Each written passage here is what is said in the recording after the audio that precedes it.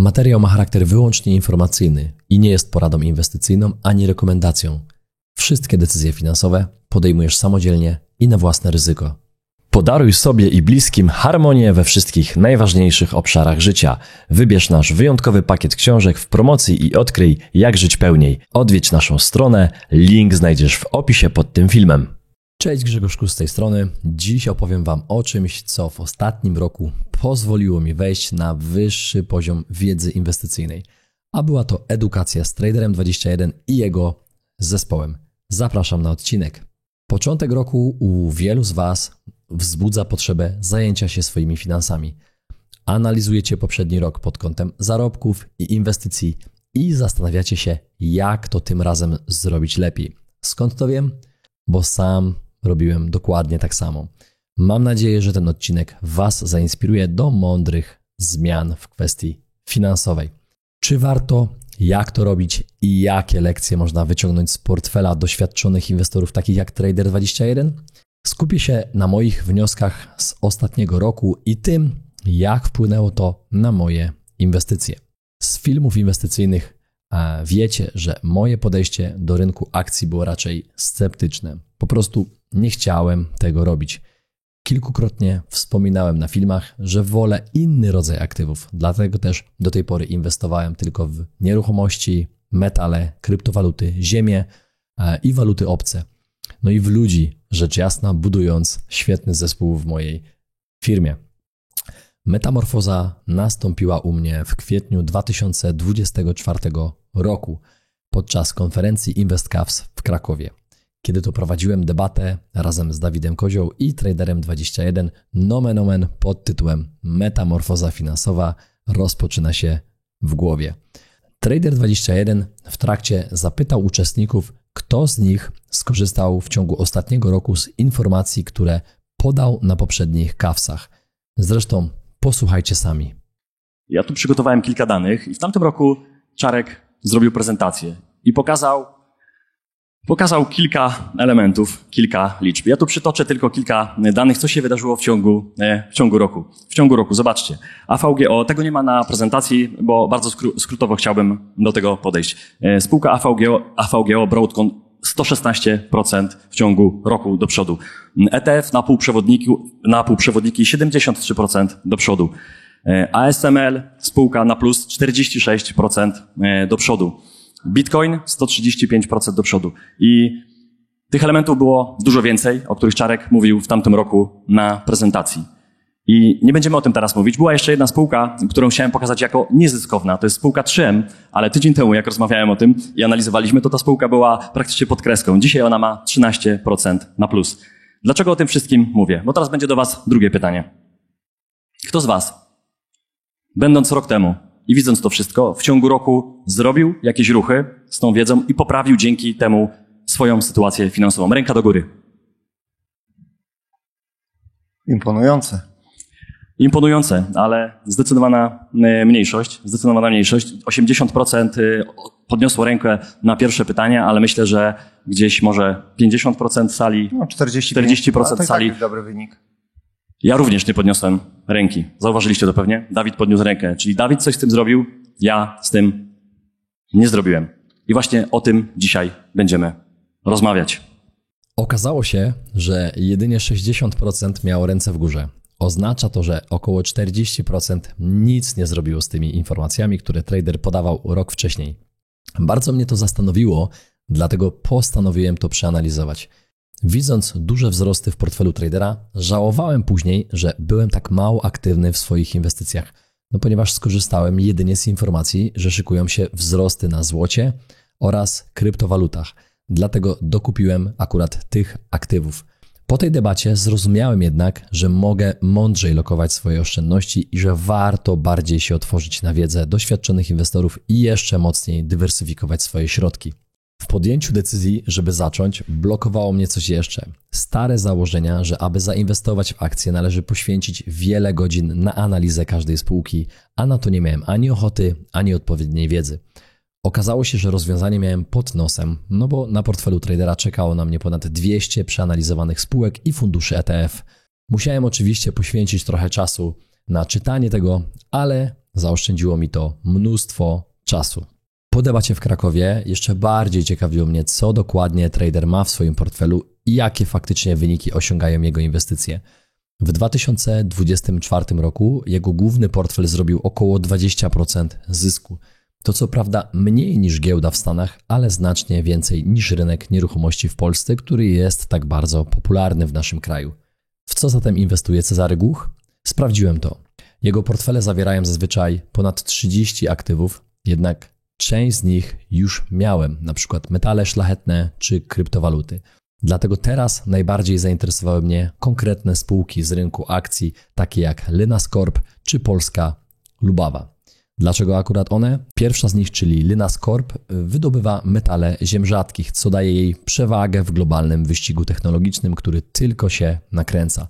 Warto wiedzieć, że metale ziem rzadkich wykorzystuje się m.in. w turbinach wiatrowych, magazynach energii, sieciach energetycznych, telefonach komórkowych oraz w wielu innych nowoczesnych urządzeniach elektronicznych.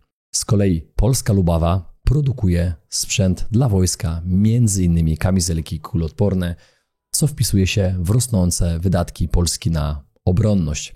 No i myślę, że warto w tym miejscu wspomnieć, że aktualnie Polska już teraz aktualnie wydaje najwięcej na obronę pod względem PKB wśród wszystkich krajów NATO.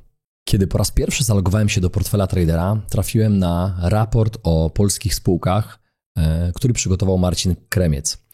Zdziwiłem się, jak wiele ciekawych firm jest na polskiej giełdzie, oferujących jednocześnie atrakcyjne dywidendy, no a już w życiu wielokrotnie słyszałem: Kuszu, jeśli inwestować, to w spółki dywidendowe właśnie. No i ucieszyłem się, bo sporo tych spółek tam było. No i przykładem takich spółek, które płacą dywidendę, są Kenty, Mobruk, Budimex czy Śnieżka. No i to są oczywiście tylko przykłady, bo tych spółek jest tam dużo więcej. Innym przykładem jest raport o cyberbezpieczeństwie, który znalazłem. To obszar, który na co dzień jest niewidoczny, ale bardzo dynamicznie się rozwija. Zrozumiałem, że to branża przyszłości, warta mojej uwagi. Myślę, że śmiało można powiedzieć, że twórcy portfela zadbali bardzo o edukację i zrozumienie świata przez inwestorów, no bo oczywiście mogli pokazywać, w co inwestować, ale myślę, że dużo łatwiej podejmuje się decyzje inwestycyjne, jeśli rozumie się, co dane spółki robią na co dzień i jak na ich kondycję finansową wpływa aktualna sytuacja geopolityczna, no a ta, myślę, że trzeba przyznać i sami przyznacie, że zmienia się bardzo dynamicznie. Jeśli oglądacie filmy tradera, zapewne pamiętacie, że często wspominał w rozmowach, że warto obserwować rynek uranu. Było to aktywo, o którym jeszcze kilka lat temu nikt w kwestiach inwestycji nie mówił. I faktycznie uran jest pewnego rodzaju hitem w portfelu tradera.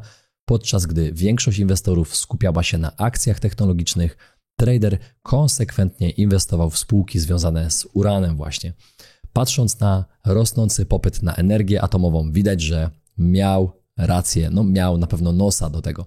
No i też widzimy to w Polsce. Toczą się aktualnie rozmowy dotyczące budowy mikro i małych reaktorów modułowych, tak zwanych MMR-ów i SMR-ów. Czy zostaną zbudowane? Z tego co wiem, podpisane są umowy z Amerykanami, no zobaczymy.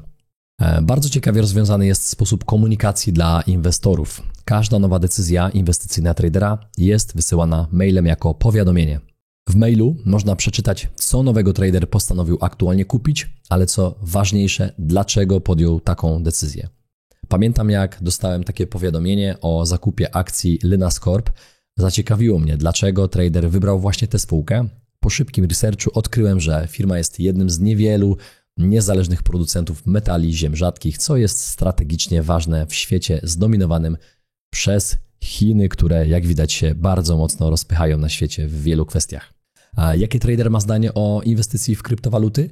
No temat, który dzisiaj też jest bardzo popularny. No Czarek ma krypto w swoim portfelu. Pamiętam, że niemal idealnie wytypował dołek Bitcoina z 2022 roku, gdy ta najpopularniejsza kryptowaluta zredukowała cenę do poziomu $17,000. Dlatego bacznie obserwowałem jego predykcje na temat tego, co wydarzy się z Bitcoinem po wyborach w Stanach. Co się wydarzyło, myślę, że chyba wszyscy już wiemy. Bitcoin przekroczył psychologiczną barierę $100,000. To na pewno historyczny moment, który sprawia, że najpopularniejsza kryptowaluta świata zyskuje coraz większe zainteresowanie nie tylko wśród inwestorów indywidualnych, ale także instytucji finansowych i rządów chcących budować swoją rezerwę finansową właśnie w Bitcoinie. Dobrze słyszycie. Wiele już krajów chce budować rezerwę finansową kraju częściowo w Bitcoinie. Jakie błędy i nietrafione inwestycje pojawiły się w portfelu? No bo one też tam są i też je znalazłem. No nie wszystko w portfelu tradera to strzały w dziesiątkę. Przykładem jest spółka Sturm Ruger, producent broni w USA. Byłem przekonany, szczególnie po wygranej Trumpa w wyborach, że będzie to dla niej pozytywna informacja, ale jej akcje dalej spadały. Zdziwiła mnie też obecność w portfelu amerykańskich obligacji. No trader nie jest ich zwolennikiem, co wielokrotnie wspominał w wywiadach, ale widocznie prowadzenie portfela wymaga czasem posiadania aktywów, które nie są lubiane. Jakie mam refleksje i wnioski? No, na początku swojej drogi jako przedsiębiorcy bardzo się bałem, ale jednocześnie robiłem, poprawiając swoje decyzje po drodze. Wielu niedoszłych inwestorów paraliżuje strach, ja to obserwuję. No i oczywiście brak odpowiedniej wiedzy. Moja decyzja o tym, aby rozpocząć budowanie swojego portfela inwestycyjnego opartego również o akcje, to dla mnie kolejny krok w kierunku finansowej niezależności. ZUS nie daje nam dzisiaj żadnej gwarancji na emeryturę w przyszłości, więc trzeba szukać alternatyw. Dziś wiem, że warto jeszcze bardziej dywersyfikować i do mojego wcześniejszego portfela inwestycji składającego się z nieruchomości, kryptowalut, metali, ziemi, walut warto dołożyć akcje. Nie jestem jeszcze ekspertem, ale pytanie, czy muszę nim być, mając takie zaplecze ludzi, którzy każdego dnia trochę za mnie analizują rynki światowe w poszukiwaniu nisz oraz okazji inwestycyjnych. Jak wszyscy wiemy, skumulowana inflacja za ostatnie kilka lat przekracza już ponad 30%, dlatego dużo gorsze dla naszych inwestycji jest trzymanie oszczędności na koncie czy w domu, no bo z każdym rokiem wartość nabywcza pieniądza spada. A skoro spada wartość pieniądza, to na te same kwoty musimy dłużej pracować. Zatem nasza bierność w inwestycjach to taka oznaka, że zgadzamy się z tym, że rządzący okradają nas z naszego czasu, że rządzący zabierają część naszego życia. Myślę, że w obecnych czasach przy takim rozwodnieniu pieniądza dbanie o wartość swojego portfela to już nie jest wybór, a konieczność. Dlatego zachęcam Was do edukacji w kwestii finansów i inwestycji, bo nikt za Was tego nie zrobi. Nie było tego w szkole, nie było na studiach, nawet w tych uczelniach ekonomicznych, no i nie ma tego w zakładach pracy. Sami musimy zadbać o swoje bezpieczeństwo finansowe. Zachęcam Was zatem do aktywności w tym nowym roku w zakresie swoich finansów, bo mając takie możliwości jak dziś, bycie biernym byłoby ogromnym błędem majątkowym. I pamiętajcie, że oczywistym jest, że popełnicie po drodze, tak jak ja, jeszcze wiele błędów, ale najgorszym scenariuszem byłoby trzymanie pieniędzy na koncie i patrzenie, jak tracą na wartości. Mam nadzieję, że ten odcinek był dla Was inspiracją. Śledzenie i czytanie materiałów przygotowanych przez inwestorów takich jak trader może być dobrym sposobem na naukę i rozwój w inwestowaniu. Pamiętajcie jednak, że każdy z nas ma inne cele i inny poziom akceptacji ryzyka. Dajcie znać w komentarzach, co Wy myślicie o takiej strategii. Jak pewnie się domyślacie, dostęp do portfela tradera jest płatny, ale Wy nie musicie w tym momencie wydawać pieniędzy, żeby zyskać darmową wiedzę. Dlatego, że w dniach 17 i 18 stycznia odbędzie się darmowa konferencja online organizowana przez Independent Trader pod hasłem Jak wykorzystać rynkowe okazje w 2025 roku. Pierwszy dzień konferencji odbędzie się na kanale Independent Trader na YouTube, a w jego trakcie pojawią się m.in. wykłady o kryptowalutach, spółkach dywidendowych czy perspektywach złota i srebra. Co zrobić, aby nie przegapić tego wydarzenia? Rozwiązanie jest proste. Wystarczy wejść na stronę konferencjatradera.pl i zostawić swojego maila. W zamian otrzymacie darmowy raport o inwestowaniu w wodór, a także przypomnienie o starcie samej konferencji. Link znajdziecie także w opisie pod tym filmem. Ja również wezmę udział w tej konferencji, bo wiedzy, szczególnie tej finansowej, nigdy za wiele. Dzięki za odcinek, do zobaczenia. Cześć! Mam nadzieję, że ten film był dla Ciebie wartościowy. Jeśli Ci się spodobał, zostaw łapkę w górę, daj komentarz i subskrybuj nasz kanał, aby nie przegapić kolejnych materiałów. Dzięki, że jesteś z nami. Do zobaczenia w kolejnym odcinku.